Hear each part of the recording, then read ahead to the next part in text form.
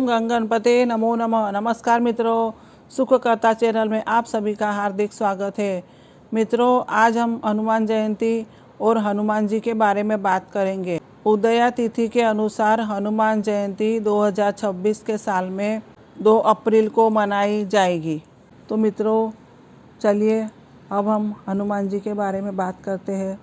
मित्रों, आज हम सुनेंगे हनुमान जी की जन्म कथा, महिमा, पूजा विधि और महत्व के बारे में। बजरंग बली को संकट मोचन, भक्तों के रक्षक कहा जाता है। जो भी सच्चे मन से उनकी पूजा करता है, उसके जीवन के सभी संकट दूर हो जाते हैं। मित्रों, अब हम सुनेंगे हनुमान जी की जन्म कथा। पौराणिक कथा के अनुसार वानरराज केसरी और उनकी पत्नी अंजना ने भगवान शिव की कठोर तपस्या की। उनकी भक्ति से प्रसन्न होकर भगवान शिव ने उन्हें पुत्र का वरदान दिया। ठीक उसी समय अयोध्या के राजा दशरथ ने पुत्र प्राप्ति के लिए पुत्र कामेष्टि यज्ञ किया था। उस यज्ञ का दिव्य प्रसाद पवन देव के माध्यम से अंजना माता तक पहुंचा।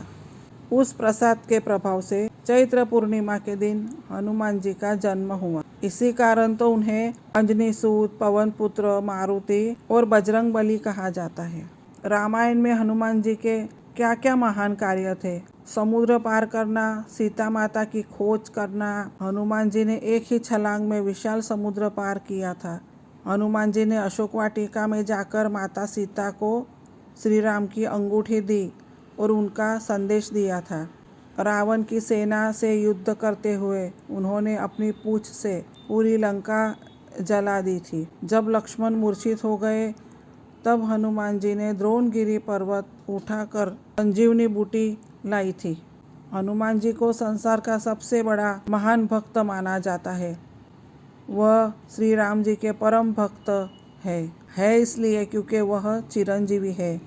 मित्रों, हनुमान जयंती की पूजा विधि: सुबह स्नान करके साफ या लाल वस्त्र पहने, हनुमान जी की मूर्ति या चित्र स्थापित करें, सिंदूर और चमेली का तेल चढ़ाएं, लाल फूल और गुड़ चना अर्पित करें, दीपक जलाकर आरती करें, हनुमान चालीसा या सुंदरकांड का पाठ करें।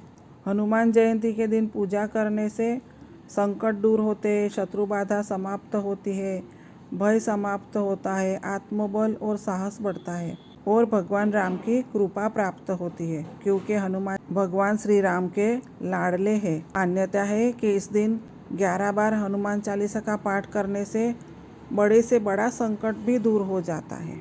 मित्रों, हनुमान जी के बारे में और भी कई कथाएं प्रचलित है। बाल्य अवस्था में हनुमान जी बहुत तेजस्वी और शक्तिशाली थे। एक दिन उन्होंने आकाश में उगते सूर्य को लाल फल समझ लिया और उसे खाने के लिए आकाश में छलांग लगा दी। देवताओं को भय हुआ कि यदि सूर्य को निगल लिया तो संसार अंधकार में डूब जाएगा। तब इंद्रदेव ने वज्र से प्रहार किया, जिससे हनुमान जी की टोड़ी हनु घायल हो गई। इसी कारण उनका नाम हनुमान पड़ा। पवन देव अपने पुत्र के घायल होने से क्रोधित होकर वायु प्रवाह रोक दिया।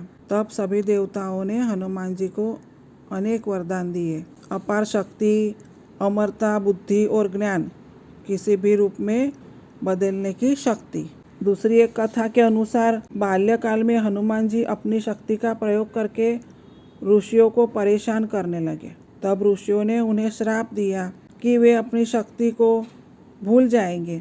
अगर कोई उन्हें याद दिलाएगा तो उन्हें अपनी शक्ति का स्मरण होगा। जब भगवान राम और लक्ष्मण सीता माता की खोज में वन में घूम रहे थे, तब पहली बार उनकी हनुमान जी से भेंट हुई थी। हनुमान जी ने उन्हें सुग्रीव से मिलवाया। तभी से हनुमान जी भगवान राम के परम सेवक बन गए। हनुमान जी की सबसे बड़ी पहचान उनकी राम भक्ति है। एक कथा के अनुसार जब किसी ने उनसे पूछा, राम तुम्हारे कौन है? तब हनुमान जी ने कहा, शरीर से मैं उनका सेवक हूँ, मन से उनका भक्त हूँ और आत्मा से मैं और राम एक ही है।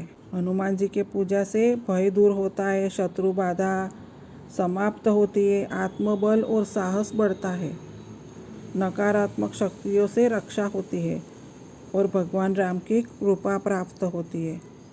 इसी कारण तो उन्हें संकट मोचन कहा जाता है। मित्रों, अब हम इस पावन पर्व पर हनुमान जी के 12 पवित्र नाम का स्मरण करेंगे। शास्त्रों के अनुसार हनुमान जी के 12 नामों का स्मरण बहुत शुभ माना जाता है। इन नामों का जाप करने से भय, संकट और नकारात्मक शक्तियाँ। हनुमान जी के 12 नाम: हनुमान, अंजनी सूत, वायुपुत्र, महाबल, रामेष्ठ, फाल्गुन सखा, पिंगाक्ष, अमित विक्रम, उदधिक्रमण, सीता शोक विनाशन, लक्ष्मण प्राणदाता, दशग्रीव दर्पहा। मित्रों, यह थे हनुमान जी के 12 पवित्र नाम।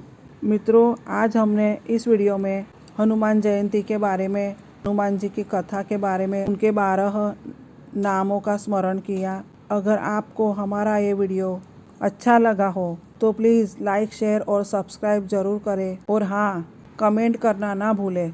जय श्री राम।